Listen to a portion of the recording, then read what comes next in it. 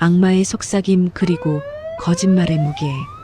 구급차의 사이렌 소리가 칠흑 같은 밤의 정적을 날카롭게 찢어발기며 질주하고 있었지만 박성재의 귀에는 오직 불규칙하게 뛰고 있는 이지혁의 가쁜 숨소리만이 천둥처럼 울려 퍼질 뿐이었다. 오피스텔 복도에서 힘없이 허물어지던 이지혁의 마지막 모습이 잔상처럼 박성재의 눈앞에 어른거렸다. 들것에 실려 구급차 안으로 옮겨진 이지혁의 얼굴은 이미 산 사람의 핏기라고는 찾아볼 수 없을 만큼 창백했고 산소 마스크 안에는 식은 땀이 흥건히 고여 있었다. 박성재는 떨리는 손으로 이지혁의 차가운 손을 꽉 움켜쥐었다. 손끝에서 느껴지는 친구의 생명력이 금방이라도 꺼질 듯 위태로웠다. 박성재는 이를 악물고 눈물을 삼켰다. 죽지 마, 이지혁. 제발. 은호 씨한테 행복하게 해주겠다고 약속했잖아. 이렇게 무책임하게 가면 안 되는 거잖아, 임마. 박성재의 절규는 요란한 사이렌 소리에 묻혀 허공으로 흩어졌다. 응급실에 도착하자마자 의료진들이 긴박하게 움직였다. 심박수 저하, 제세동기 준비해. 다급한 외침과 함께 커튼이 쳐지고 박성재는 응급실 밖으로 밀려났다. 닫히는 문틈 사이로 전기 충격을 받고 튀어오르는 이지혁의 몸을 본 순간 박성재는 다리에 힘이 풀려 그 자리에 주저앉고 말았다. 바닥에 굴러다니던 아까 챙겨온 이지혁의 약봉지 하나가 박성재의 시야에 들어왔다. 확장성 심근병증. 그 낯설고도 끔찍한 병명이 사형 선고처럼 박성재의 가슴을 후벼 팠다. 얼마나 시간이 흘렀을까. 초조하게 수술실 앞을 서성이던 박성재에게 담당 의사가 다가왔다. 의사의 표정은 어두웠다. 다행히 급성 심정지 고비는 넘겼습니다만 환자분 심장 상태가 생각보다 훨씬 심각합니다. 심근이 너무 얇아져서 펌프 기능을 거의 못하고 있어요. 언제 다시 심정지가 와도 이상하지 않습니다. 당장 이식 대기자에 등록해야 합니다. 이식? 이식이요? 그럼 이식을 못 받으면요? 길어야 6개월입니다. 하지만 오늘 같은 쇼크가 반복된다면 장담할 수 없습니다. 박성재는 망치로 머리를 얻어맞은 듯 멍해졌다. 건강하고 씩씩했던 친구, 이제 막 짝사랑을 끝내고 행복해지려던 친구에게 남은 시간이 고작 6개월이라니. 박성재는 벽을 치며 울분을 토했다. 그때 회복실 쪽에서 간호사가 다급하게 박성재를 찾았다. 환자가 깨어났다는 소식이었다. 산소호흡기를 쓴 채 눈을 뜬 이지혁은 초점 없는 눈으로 천장을 바라보고 있었다. 박성재가 달려가 그의 손을 잡자 이지혁이 힘겹게 고개를 돌렸다. 성재야, 말하지 마. 너 지금 안정 취해야 돼. 내가 아버지한테 연락할게. 그리고 은호 씨한테도. 안 돼. 이지혁이 쉰 목소리로 비명을 지르듯 박성재의 말을 막았다. 그 격렬한 반응에 심전도 모니터가 요란하게 경고음을 냈다. 이지혁은 거칠게 숨을 몰아쉬며 박성재의 옷소매를 필사적으로 붙잡았다. 제발, 은호한테는 말하지 마. 부탁이다. 우리 아버지한테도 아무 말하지 마. 너 미쳤어? 지금 내가 죽어가고 있다고. 은호 씨도 알 권리가 있어. 내가 사라지면 그 여자는 어떡하라고. 그러니까 말하지 말라는 거야. 은호, 평생을 상처받고 살았어. 친엄마한테 버림받고 양어머니 잃고 이제 겨우 웃게 됐는데 내가 죽는다는 걸 알면 걔 무너져. 나 그 꼴 못 봐. 이지혁의 눈에서 뜨거운 눈물이 주르륵 흘러내려 베개를 적셨다. 죽음의 공포보다 사랑하는 여자가 겪을 슬픔을 더 두려워하는 친구의 모습에 박성재는 말문이 막혔다. 이지혁은 젖은 눈으로 박성재를 애원하듯 바라보았다. 내가 알아서 정리할게. 은호가 나한테 정 떨어지게. 내가 나쁜 놈 되어서 떠날게. 그러니까 제발 내가 날 좀 도와줘. 내 마지막 부탁이다. 박성재는 차마 대답하지 못하고 고개를 떨구었다. 병실 안에는 지독한 소독약 냄새와 함께 비극적인 침묵만이 감돌았다. 같은 시각 지은호의 집. 창밖에는 43화에서 내리기 시작한 눈이 소복이 쌓여가고 있었다. 지은호는 휴대폰을 손에 쥔 채 거실을 서성거리고 있었다. 저녁 식사를 하기로 했던 이지혁은 오지 않았고 전화도 받지 않았다. 평소 약속을 어긴 적 없는 그였기에 걱정은 점점 불안으로 바뀌어 가고 있었다. 무슨 일 있는 건 아니겠지? 아까 안색이 너무 안 좋았는데. 지은호는 다시 한번 통화 버튼을 눌렀다. 긴 신호음 끝에 드디어 수화기 너머에서 목소리가 들려왔다.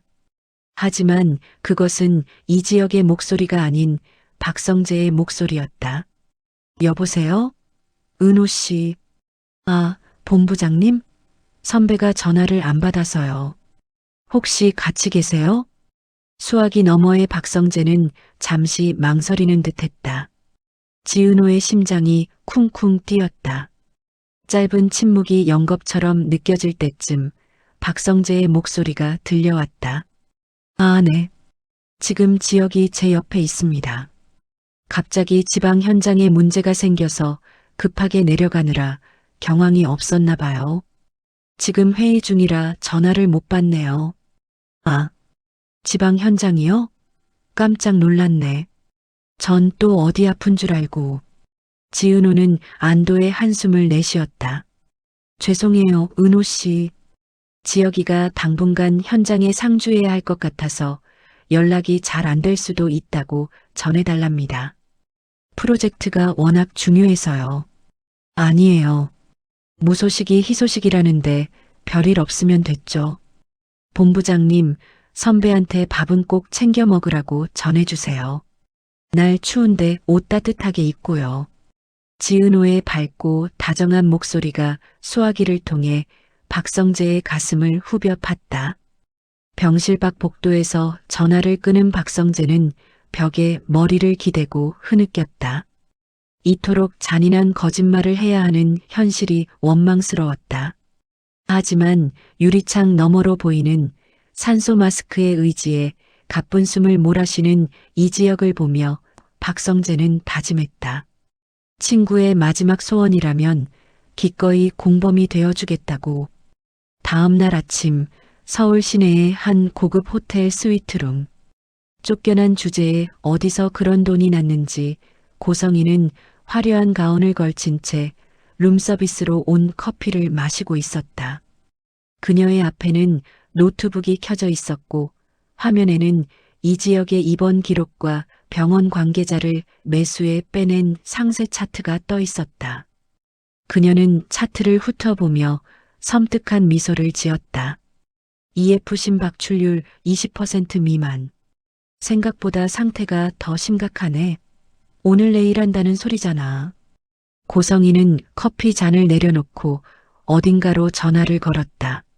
상대방은 그녀가 예전에 관리하던 불법 장기 매매 브로커였다. 나야.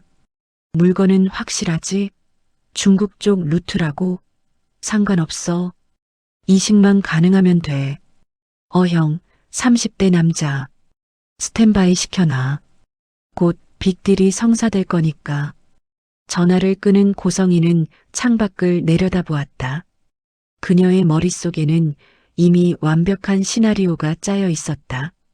박진석 회장에게 쫓겨난 치욕을 갚고 다시 그 집의 안주인으로 복귀하는 것은 물론 자신의 친아들 한우진을 후계자로 만드는 것. 이 모든 불가능해 보이는 일들을 가능하게 할 열쇠가 바로 이지혁의 심장이었다. 이지혁, 넌 죽어서도 내 효자가 되어야겠다. 그때 호텔방의 초인종이 울렸다. 고성이는 올 것이 왔다는 듯 여유로운 표정으로 문을 열었다. 문 밖에는 밤새 한숨도 자지 못한 듯 퀭한 눈의 박성재가 서 있었다. 박성재의 눈빛은 분노와 절박함으로 이글거리고 있었다. 어서 와라, 아들. 아니, 이제 남이지? 고성이가 비꼬는 투로 말하며 길을 터주었다. 박성재는 성큼성큼 방 안으로 들어와 고성이를 노려보았다. 당신이지? 어제 한강 주차장에서 지혁이 만난 거. 어머, 소식도 빠르네. 그래, 만났어. 죽어가는 옛 친구가 안쓰러워서 살 길을 좀 알려줬지. 그 더러운 입 닥쳐. 당신이 뭔데 사람 목숨을 가지고 장난질이야? 지혁이한테 무슨 짓을 한 거야? 박성재가 고성이의 멱살을 잡을 듯 다가갔지만 고성이는 눈 하나 깜짝하지 않았다. 오히려 그녀는 테이블 위에 놓인 서류 봉투 하나를 박성재 쪽으로 밀었다. 흥분하지 말고 이거나 봐. 국내 심장 이식 대기자 명단이야.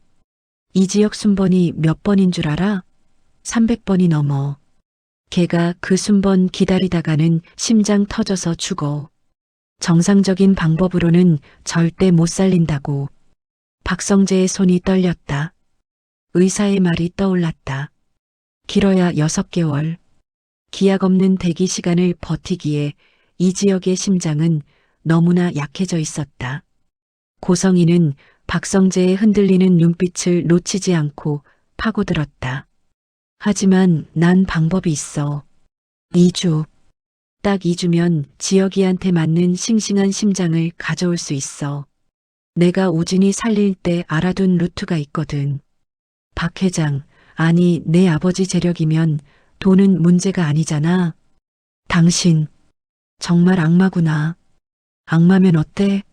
내 친구는 살고 싶어 해. 어제 내 바짓가랑이 잡고 살려달라고 빌던 게 내 친구야. 성재야, 선택해. 도덕군자인 척하다가 친구 장례식장에서 울 건지 아니면 눈 딱 감고 악마랑 손잡고 친구 살릴 건지. 박성재는 주먹을 꽉 쥐었다. 손톱이 살을 파고들어 피가 맺혔다. 눈앞의 여자는 혐오스럽기 그지없었지만 그녀가 내민 동아줄은 너무나 절실했다. 이지혁을 살릴 수만 있다면 자신의 영혼이라도 팔 수 있을 것 같았다. 박성재의 침묵을 긍정의 신호로 읽은 고성이가 쐐기를 박았다. 조건은 간단해. 아버지한테 가서 날 다시 받아들이라고 해.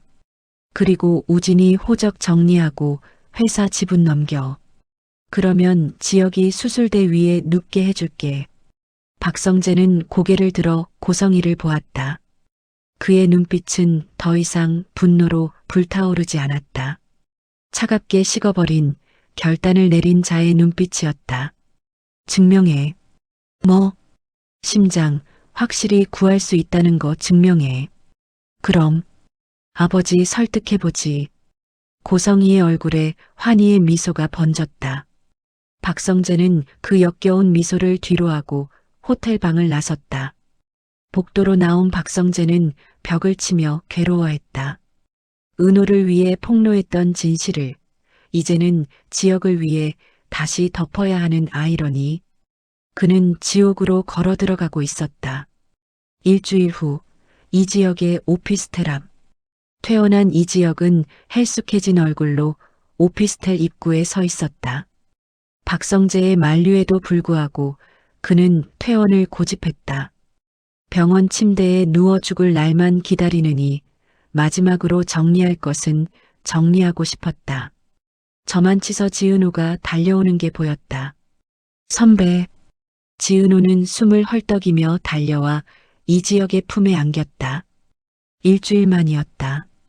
지방 현장에 다녀온 줄로만 아는 지은호는 이지혁의 가슴에 얼굴을 묻고 투정을 부렸다. 왜 이렇게 연락이 안 됐어? 얼마나 걱정했는 줄 알아? 얼굴이 이게 뭐야? 밥도 제대로 못 먹었어? 이지혁은 떨리는 손을 들어 지은호의 등을 토닥이려다 멈췄다. 따뜻한 그녀의 온기가 사무치게 그리웠지만 지금 그녀를 안으면 영영 놓아주지 못할 것 같았다. 그는 이를 악물고 지은호를 밀어냈다. 은호야. 응? 지은호가 영문을 모르겠다는 표정으로 그를 올려다보았다. 이지혁의 눈은 차갑게 가라앉아 있었다. 연기였다. 생애 가장 고통스러운 연기. 우리 그만하자. 뭐? 지은호는 자신의 귀를 의심했다. 헤어지자고. 나 지쳤어. 선배, 그게 무슨 소리야? 갑자기 왜 그래? 현장에서 무슨 일 있었어? 아니면 아버님이 반대하셔? 아니, 그냥 내가 변했어. 너 알잖아. 나 원래 비혼주의자였던 거. 잠깐 분위기에 휩쓸려서 연애란 걸 해봤는데 역시 나한테는 안 맞아. 내가 겪은 그 복잡한 가정사, 너희 오빠 문제, 내 친엄마인 고성의 여사, 솔직히 감당하기 벅차. 이 지역은 일부러 지은호가 가장 아파할 말들을 골라 비수처럼 꽂았다. 지은호의 눈동자가 심하게 흔들렸다. 거짓말. 거짓말이지? 우리 낚시터에서 약속했잖아. 내 편 되어주겠다고, 내 남자 하겠다고 했잖아. 그땐 그랬지. 근데 현실은 다르더라. 미안하다. 더 구차하게 굴지 말고 여기서 끝내자. 이지혁은 뒤도 돌아보지 않고 오피스텔 입구로 들어갔다. 엘리베이터 문이 닫히는 순간 그 자리에 못 박힌 듯 서서 눈물을 흘리는 지은호의 모습이 보였다. 문이 닫히자마자 이지혁은 엘리베이터 바닥에 주저앉았다. 심장을 쥐어짜는 통증이 몰려왔지만 가슴이 찢어지는 고통에 비하면 아무것도 아니었다. 미안해, 은호야. 미안해. 널 사랑해서 널 과부로 만들 수 없어서 그래. 오열하는 이지혁의 위로 엘리베이터 층수만 무심하게 올라갔다. 그날 밤 한강공원. 박성재는 차 안에서 누군가를 기다리고 있었다. 잠시 후 조수석 문이 열리고 한우진이 익숙한 듯 올라탔다. 지은호가 목숨 걸고 살려낸 쌍둥이 오빠, 그리고 법적으로는 박성재의 이복 동생이 된 한우진이었다. 두 사람은 이미 서로의 존재를 알고 형제로서 깊은 유대감을 나누고 있었다. 형, 갑자기 무슨 일이야? 은호한테는 비밀로 하라니. 뭔가 심각한 일 있어? 한우진은 걱정스런 표정으로 박성재를 바라보았다. 박성재는 백미러로 한우진의 착한 눈매를 마주했다. 은호를 닮은 그 눈을 보며 동생에게 잔인한 부탁을 해야 하는 자신의 처지가 원망스러웠다.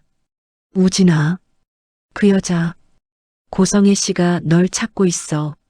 어머니가? 그 여자가 날 왜, 설마 또 은호 괴롭히려고? 아니, 널 후계자로 만들겠대. 그리고 그 여자가 지혁이를 살릴 수 있는 유일한 열쇠를 쥐고 있어. 박성재는 한우진에게 숨김없이 모든 사실을 털어놓았다. 이지혁의 위급한 병세, 고성희의 비열한 협박, 그리고 심장 이식 거래까지. 이야기를 듣는 한우진의 얼굴이 흑빛으로 변해갔다. 그래서 형은 나보고 그 여자 아들로 다시 들어가라는 거야? 은호를 버린 그 여자한테? 알아. 형으로서 너한테 절대 해선 안 될 부탁이라는 거. 널 그 지옥 구덩이로 다시 밀어넣는 짓이니까. 하지만 우진아, 지혁이 은호가 목숨보다 사랑하는 남자잖아. 지혁이가 잘못되면 은호도 무너져. 내가 은호를 위해 해줄 수 있는, 그리고 형이 너한테 부탁할 수 있는 마지막 선물이다. 한우진은 침묵했다. 차창 밖으로 검은 강물이 흐르고 있었다. 그는 자신의 배에 남은 수술 자국을 무의식적으로 문지르며 깊은 한숨을 내쉬었다. 은호가 희생해서 살려준 목숨이었다. 알겠어, 형. 할게. 지혁 씨를 살릴 수만 있다면 악마의 아들이라도 될게. 며칠 뒤 박진석 회장의 저택. 대문이 열리고 검은 세단이 들어왔다. 차에서 내린 사람은 화려하게 부활한 고성이었다. 그리고 그녀의 뒤에는 어색한 정장을 입은 한우진이 서 있었다. 고성이는 당당하게 현관으로 걸어 들어갔다. 거실에는 박진석 회장이 굳은 표정으로 앉아 있었고 그 옆에는 박성재가 죄인처럼 고개를 숙이고 있었다. 여보, 나왔어요. 그리고 우리 아들 우진이도 데려왔고요. 고성이가 가증스러운 미소를 지으며 말했다. 박진석 회장은 치를 떨며 자리에서 일어났다. 내가 감히 여길 어디라고 들어와. 진석 씨, 화내지 마요. 성재한테 얘기 못 들었어요? 당신 큰아들 성재의 둘도 없는 친구 이지혁이 심장 이식 못 받으면 죽는다면서요? 내가 걔 살려주겠다니까요. 대신 고성이가 한우진을 앞으로 밀었다. 우리 우진이 당신 양자로 입적해줘요. 그리고 성재가 가진 지분 절반 우진이 앞으로 넘겨요. 그러면 지혁이 심장 내일이라도 당장 구해줄게. 박진석 회장의 시선이 박성재에게 향했다. 박성재는 아버지를 보며 천천히 고개를 끄덕였다. 그것은 패배의 인정이자 친구를 살리기 위한 처절한 항복 선언이었다. 그때였다. 2층 계단에서 박영나 고성이의 딸 성재의 이복 동생과 내려오다 이 광경을 목격했다. 그녀의 눈이 커졌다. 엄마, 그리고 우진 오빠? 오빠가 우리 집엔 웬일이야? 박영나가 반가움과 의아함이 섞인 목소리로 한우진에게 다가갔다. 한우진 역시 박영나를 보자마자 고개를 숙이며 난처한 표정을 지었다. 영나야. 그게 두 사람은 이미 밖에서 따로 만나며 친분을 쌓아온 듯했다. 예상치 못한 딸과 아들의 친분에 고성이의 눈썹이 꿈틀했다. 그때 그녀들의 뒤 어둠 속에서 누군가가 또 걸어 나왔다. 박성재의 비밀 연락을 받고 달려온 지은호였다. 지은호는 믿을 수 없는 광경에 입을 다물지 못했다. 자신의 오빠 한우진이 고성이의 옆에 서 있고 박성재가 고성이와 거래를 하고 있는 이지옥 같은 상황을. 오빠, 본부장님? 이게 다 무슨... 지은호의 떨리는 목소리가 거실의 정막을 깼다. 박성재의 얼굴이 사색이 되었고 고성이는 지은호를 보며 비릿한 승리의 미소를 지었다. 어서 와라, 딸아. 가족이 다 모였네. 이제 진짜 파티를 시작해볼까? 고성이의 섬뜩한 선언과 함께 얼어붙은 지은호, 절망하는 박성재, 그리고 죄책감에 고개를 들지 못하는 한우진의 모습이 교차하며 드라마 화려한 날들 제44화의 막이 내렸다.